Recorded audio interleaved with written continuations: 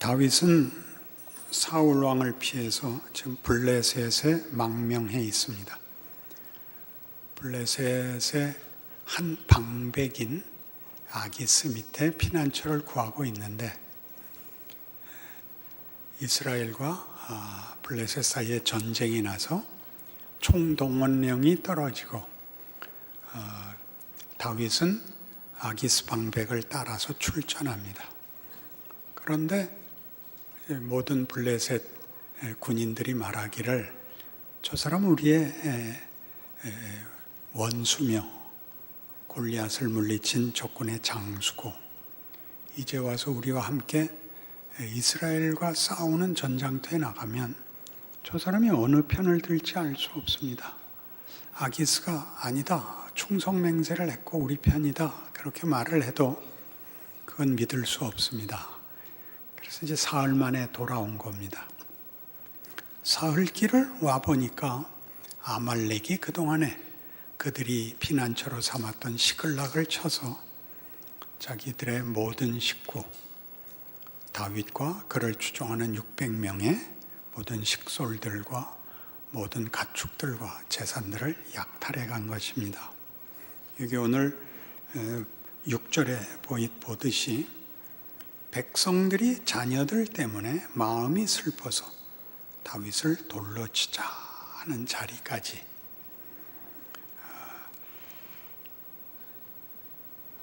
다윗이 너무 다급해서 정말 죽고 싶었을 것이고 대책이 없었으나 그의 하나님 여호와를 힘입고 용기를 얻었다.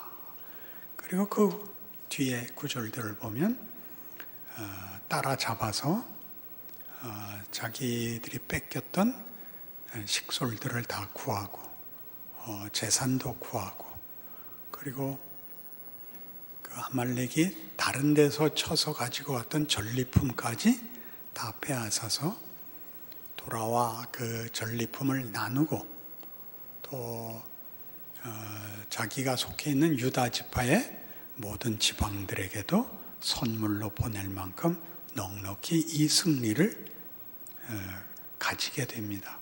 지금의 실패와 절망을 반전시키는, 만회하고 더 가지고 하는 일들을 기록하고 있습니다. 우리는 이미 28장을 볼 때 사울이 그가 만난 현실적 절망, 블레셋의 침공 아래 대책이 없는 왕으로서, 한 나라의 책임자로서 대책이 없는 현실에 절망하여 그것을 해결하기 위하여 과거로 돌아갈 수밖에 없었던 장면을 보았습니다. 죽은 사무엘을 만나죠. 오늘의 절망은 어제의 실패의 그 원인이 있다라고 생각하기 때문입니다. 그리고 오늘이 절망스러운 만큼 그에겐 내일이 없습니다. 그래서 최후의 발버둥을 과거로 돌아가서 사무엘을 부를 수밖에 없었다면, 다윗은 오늘의 실패에서 하나님을 힘입어 미래로 나갑니다. 하나님께 여쭙지요. 제가 따라가면 저들을 따라잡을 수 있습니까? 그럴 수 있다. 네 빼앗긴 것들을 다 회복할 수 있다. 이길 수 있습니까? 이길 수 있다. 이렇게 하나님께서 그의 용기를 북돋고 또 약속하고 또 실제로 그 결과를 얻습니다. 우리는 쉽게 사울은 왜 그러지 못했는가? 사울은 왜 실패했는가? 다윗이 가진 이 믿음 혹은 이 용기, 또 여호와께 구하는 그 일이 다윗에겐 일어나고 사울에겐 왜 일어나지 않았나? 이렇게 반문하게 됩니다. 그러나 기억해야 할 것은, 우리 사무엘서를 하면서 처음에 전제로 읽는 관점, 이해하는 방법에 대한 설명에서 드러났듯이 이 문제는 이런 대조입니다. 하나는 믿음을 가졌고 하나는 믿음을 가지지 않았다, 이렇게 간단한 얘기가 아니라 인간이 자기의 최선을 다 기울여서 얻을 수 있는 게 절망밖에 없는 한 인간과 하나님이 도우심으로써 절망할 수밖에 없는 데서 내일과 운명이 바뀌고 그의 인생을 승리케 된 다윗과를 비교하고 있습니다. 두 사람의 차이가 아니라 하나님이 외면한 사람과 하나님이 만나준 사람과의 차이, 하나님이 있는 자와 하나님이 없는 자의 차이를 대조하고 있는 것입니다. 우리는 그럼 누구인가 이렇게 자주 물어옵니다. 나는 하나님이 외면한 사람입니까? 나는 하나님이 만나준 사람입니까? 그렇게 물어보면 만나준 사람이다. 그게 답입니다. 그러나 그 얘기를 이렇게 성경이 얘기하는 컨텍스트를 다 연결해서 그것이 가졌던 역사성을 확인하지 않으면 이것은 모호한 주문같이, 모호한 어떤 개념같이만 남게 되면 여러분들이 이런 절망에 빠졌을 때 성경이 요구하는 하나님이 주시는 위로와 권면과 돌아섬이 실제화되지가 않습니다. 여기에 구약 성경의 가치와 신약 성경에서의 그 해결이 손을 잡아 우리의 현실을 구하는 힘이 생기게 되는 것입니다.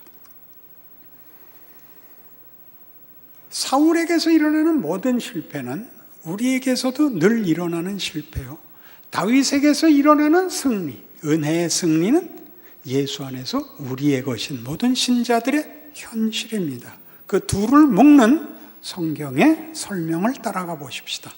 마태복음 16장 24절. 이에 예수께서 제자들에게 이르시되 누구든지 나를 따라오려거든 자기를 부인하고 자기 십자가를 지고 나를 따를 것이니라. 제자도로 알려진 유명한 예수님의 부르심입니다. 아무든지 나를 따라오려거든 자기를 부인하고 자기 십자가를 지고입니다. 이 부분이 많이들 오해돼서 자기를 부인하고 자기 십자가를 지는 것이 지극함, 헌신, 어떤 최선의 그 의지, 열심 같은 것들로 이해되곤 해서 우리는 이 구절을 우리에게 적용하려면 죽음까지도 불사하는 각오, 주를 따르기 위한 모든 잘못들에 대한 해결이라는 것으로 이 구절들을 이해합니다. 그러니까 주를 따르려거든 한 점의 부끄러움도 없는, 주를 위해서 모든 것을 버리고 헌신한 신실하고 부끄러울 것 없는 정성으로 주를 만나기 위해서 해야 되는 일이 나의 흠과 자책과 절망들을 씻어내는 것이 우선하는 회개에 집중이 됩니다. 그러나 16장 24절은 그 앞에 있었던 예수님께서 이제 죽으셔야 된다는 선언에 대한 베드로의 반응과 그 충성 맹세에 대한 구중과 이어져 있습니다. 무엇이었죠? 내가 죽어야 된다. 안 됩니다. 죽으시면 안 됩니다. 다른 사람 모두가 주를 버릴지라도 나는 주를 버리지 않겠습니다. 이럴 수 없습니다. 그래서 뭐라고 구중을 당했죠? 사탄아였습니다. 사탄아 물러가라. 너는 나를 넘어지게 하는 자로다. 네가 하나님의 일은 생각지 아니하고 도리어 사람의 일을 생각하는도다 하시고 이에 제자들에게 이르시되가 된 겁니다. 사탄의 길이 뭐였죠? 죽음으로의 협박입니다. 죽음을 면하는 방법. 이것이 사단의 시험입니다. 예수께서 공생애를 시작하기 전에 받으셨던 시험도 그 중에 하나가 뭐였죠? 내게 절하면입니다. 죽음을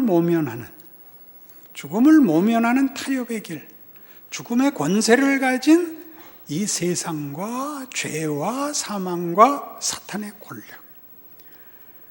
베드로가 요구하는 또는 서약하는 그의 각오, 죽음이 일어나지 못하도록 내가 주를 돕고 지키겠습니다. 죽는 길이 하나님의 길이다. 너는 사탄이다. 이렇게 된 겁니다. 예수의 죽으심은 무엇일까요?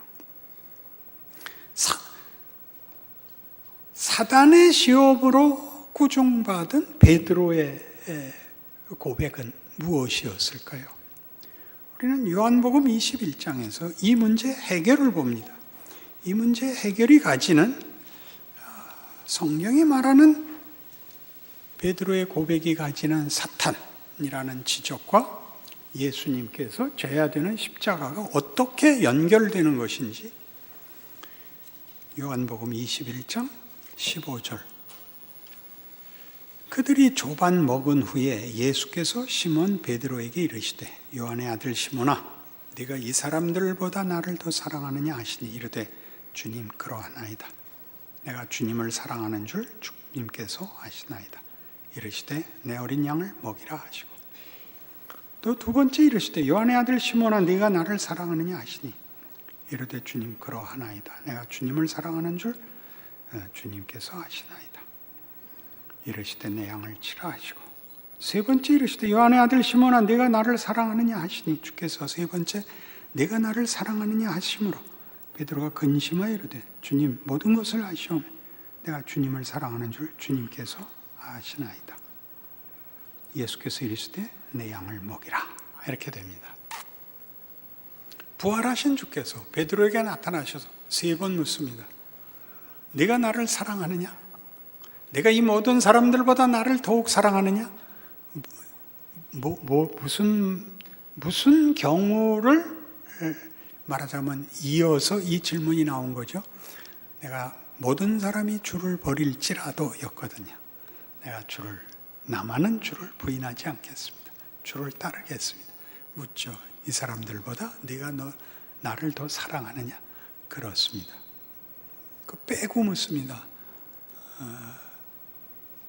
요한의 아들 시몬아 네가 나를 사랑하냐? 사랑합니다. 세 번 묻습니다. 요한의 아들 시몬아 네가 정말 날 사랑하느냐? 내가 주를 사랑하는 줄 주께서 아십니다. 내가 주를 사랑하는 줄 주께서 아십니다는 세 번 다 반복적으로 일어납니다. 주께서 아십니다. 그 주께서 아시는 베드로의 사랑은 그가 주의 죽으심의 현장까지 쫓아갔다가 부인한 것입니다. 그의 사랑은 목숨을 건 사랑이었으나 자기가 목숨을 걸고 사랑하는 이를 지키기 위한 사랑이었는데 그가 죽음의 자리를 자초하여 기꺼이 따라 들어가 죽으십니다. 베드로는 더 이상 사랑할 수가 없습니다. 그의 사랑은 예수를 지키기 위한 것이었는데 그는 죽음의 자리에 갔습니다. 그는 따라갈 수 없었죠. 그는 돌아섰습니다. 부활하신 주께서 다시 나타나 묻습니다. 네가 나를 사랑하느냐? 내가 주를 사랑하는 줄 주께서 아십니다. 나는 그 이상 따라갈 방법이 없습니다. 정말 네가 나를 사랑하냐? 내가 주를 사랑하는 줄 주께서 아십니다. 내 부인, 내 절망을 주께서 아십니다. 네가 정말 나를 사랑하느냐? 근심하죠. 또 어떻게 또 뒤집어지나? 세 번이나 주께서 물으심으로 베드로가 근심하여 고백하기를 동일한 고백을 합니다. 죽음의 자리까지 따라갔으나 거기가 끝이었습니다. 거기까지 내가 쫓아갔습니다. 내 양을 먹이라. 내 양을 치라. 내 양을 먹이라. 그 더 이상 따라갈 수 없는 따라가야 그만인 사망의 뒤편에서 손이 나와 베드로를 사망을 넘겨 잡아 당기는 자리입니다. 네 사랑이 죽음 앞에서 그만이었던 네 사랑이 내 부활로 그 사랑이 죽음을 극복하고 영원한 사랑이 된다. 이게 21장에 부활하신 예수님께서 베드로에게 해주신 그의 사랑의 진실이 됩니다. 진정한 승리와 반전을 이룬 부활이 됩니다. 그러니 우리가 다윗에게서 보는 하나님의 은혜, 어떻게 다윗은 그의 하나님 여호와를 힘입어 이길 수 있었느냐? 라고 얘기할 때 그건 은혜의 승리입니다. 주께서 죽음을 뚫고 들어와 우리를 끌어내시기 때문에 그는 오늘의 절망을 이길 수 있고 오늘이 끝인 인생을 넘어 내일로 넘어갈 수 있는 것입니다. 베드로에게서 본 바와 같이. 우리가 할 일이 뭐죠? 우리가 죽음을 넘어서지 못하지만 주께서 죽음을 넘어 우리를 끌어내시니 우리가 할 일은 자기를 부인하고 자기 십자가를 지고 주를 따르는 것입니다. 이때 자기 부인과 자기 십자가는 우리의 한계, 우리의 절망입니다. 그러니 오늘 모든 예수를 믿는다는 고백 속에서도 성도들이 혼동하는 오늘은 나는 이래서 안 돼. 나는 이렇게 잘못했어. 나 같은 게 무슨 희망이 있어 라고 절망해서 살아내지 못하는 오늘이죠. 사울 왕이 했던 거죠.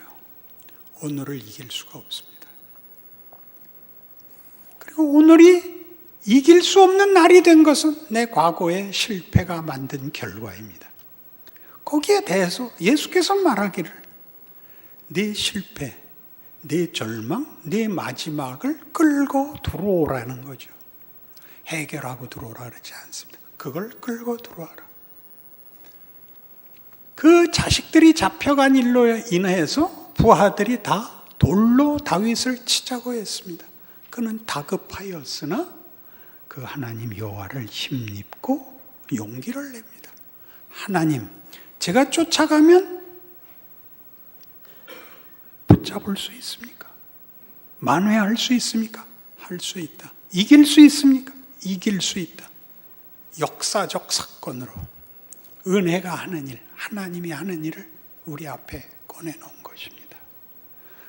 여러분이 자폭과 자책과 절망으로 이건 아니야 라고 한 날, 그날 그걸 씻어내는 일로 시간 허비하지 마시고 주여 붙들어 주시옵소서.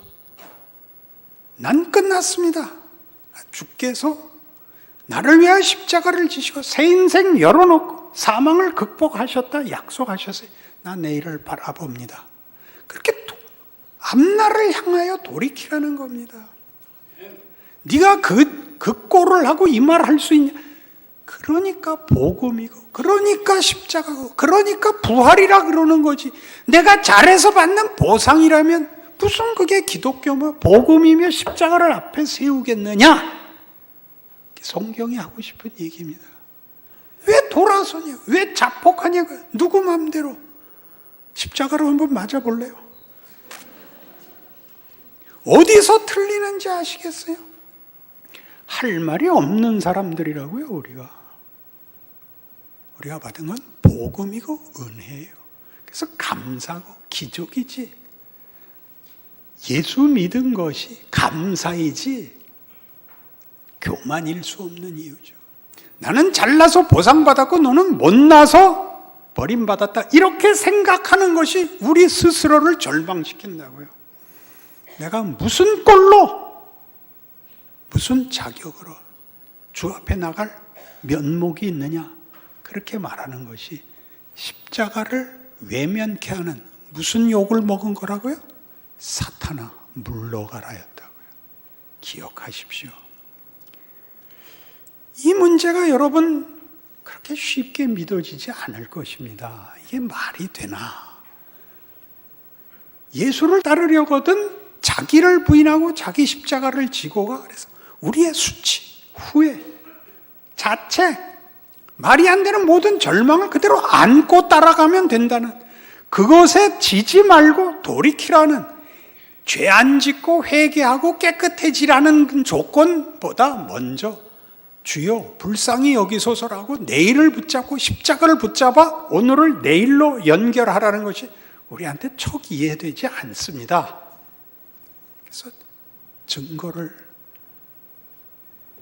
우리가 외면할 수 없는, 그리고 우리 마음에 흡족한 증거를 성경에 이렇게 기록해 놓았습니다.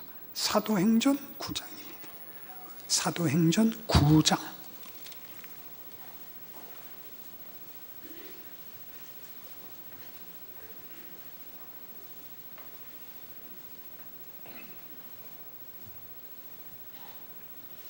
사울이 주의 제자들에 대하여 여전히 위협과 살기가 등등하여 대제사장에게 가서 다메섹 여러 회당에 가져갈 공문을 청하니 이는 만일 그 도를 따르는 사람을 만나면 남녀를 막론하고 결박하여 예루살렘으로 잡아오려 함이라. 사울이 길을 가다가 다메섹에 가까이 이르더니 호련히 하늘로부터 빛이 그를 둘러 비추는지라. 땅에 엎드러져 들으며 소리에서 이르시되 사울아 사울아 네가 어찌 나를 박해하느냐 하시거늘 대답하되 주여 누구시니까 이르시되 나는 네가 박해하는 예수라. 너는 일어나 시내로 들어가라. 네가 행할 것을 네게 이를 자가 있느니라. 10절.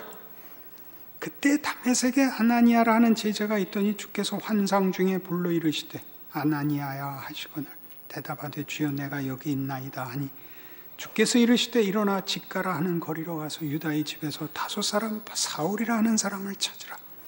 그가 기도하는 중이니라. 그가 아나니아라 하는 사람이 들어와서 자기에게 안수하여 다시 보게 하는 것을 보았느니라 하시거늘 아나니아가 대답하되 주여 이 사람에 대하여 내가 여러 사람에게 듣사온즉 그가 예루살렘에서 주의 성도에게 적지 않은 해를 끼쳤다 하더니 여기서도 주의 이름을 부르는 모든 사람을 결박할 권한을 대제사장들에게서 받았나이다 하거늘 주께서 이르시되 가라. 이 사람은 내 이름을 이방인과 임금들과 이스라엘 자손들에게 전하기 위하여 택한 나의 그릇이라. 그가 내 이름을 위하여 얼마나 고난을 받아야 할 것을 내가 그에게 보이리라. 그러니까 바울은 아무 준비도 안 했고 주 앞에 찾아 나오지도 않았습니다. 반대길로 간 정도가 아니라 이리 가는 사람들 핍박하고 잡아 가둔 사람입니다. 그를 하나님이 무지와 반발과 그 못난 짓 속에 손을 내밀어 이렇게 붙잡아 끌어넣는 장면입니다. 바울은 아무 준비도 되어 있지 않았습니다. 살기가 등등해서 지가 잘하는 줄 알고 힘차게 구령부터 붙이고 사나이로 태어나서 할 일도 많다만 너와 나 다메섹에 가서 이 새끼들 붙잡아 그대로 아파컷 한 방에 끌려옵니다. 주여 니시오니까 나는 네가 박해하는 예수니라. 얼마나 기가 막힌 반전입니까? 이 앞에 무슨 조건과 이유와 자격이 붙어 있습니까? 아나니아가 한 말 그대로 아닙니까? 주여 내가 이 사람에 대해서 잘 압니다. 이놈은 나쁜 놈입니다. 이놈은 아닙니다. 내가 택한 나의 그릇이다. 누구를 위하여? 임금들과 이방과 이스라엘 자손을 위하여 택한 나의 그릇이다. 할 말이 없는 겁니다. 바울이니까 에베소서 1장에 가실래요? 에베소서 1장 3절 찬송하리로다. 하나님 곧 우리 주 예수 그리스도의 아버지께서 그리스도 안에서 하늘에 속한 모든 신령한 복을 우리에게 주시되 곧 창세전에 그리스도 안에서 우리를 택하사 우리로 사랑 안에서 그 앞에 거룩하고 흠이 없게 하시려고 그 기쁘신 뜻대로 우리를 예정하사 예수 그리스도로 말미암아 자기 아들들이 되게 하셨으니 이는 그가 사랑하시는 자 안에서 우리에게 거저 주시는 바 그의 은혜의 영광을 찬송하게 하려는 것이라. 바울은 갈라디아서 1장에 하면 모태로부터 나를 택한 자 이렇게 되어 있습니다. 우리는 창세전에 그리스도 안에서 택한 자입니다. 군번이 우리가 빠릅니다. 기억하십시오. 창세전에 그리스도 안에서 우리를 택한 존재들입니다. 반전은 모두에게 일어납니다. 왜 그런 방법을 택하시는지는 모르겠는데 못난 짓하고 말이 안 된 짓에서 뒤집어 하나님이 목적하신 것을 이루시고야 말 것이랍니다. 아멘이 옳시다.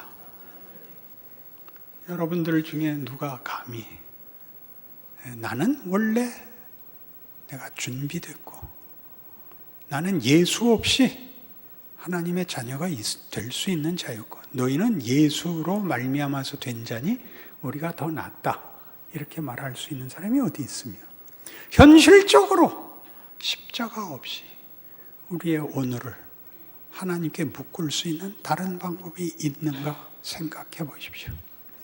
이 모든 일에 여러분이 기독교가 증언하는 복음과 예수를 믿는다는 말이 무슨 말인지 아셨다면 여러분의 오늘을 포기하거나 체념하거나 원망할 이유는 하나도 없습니다.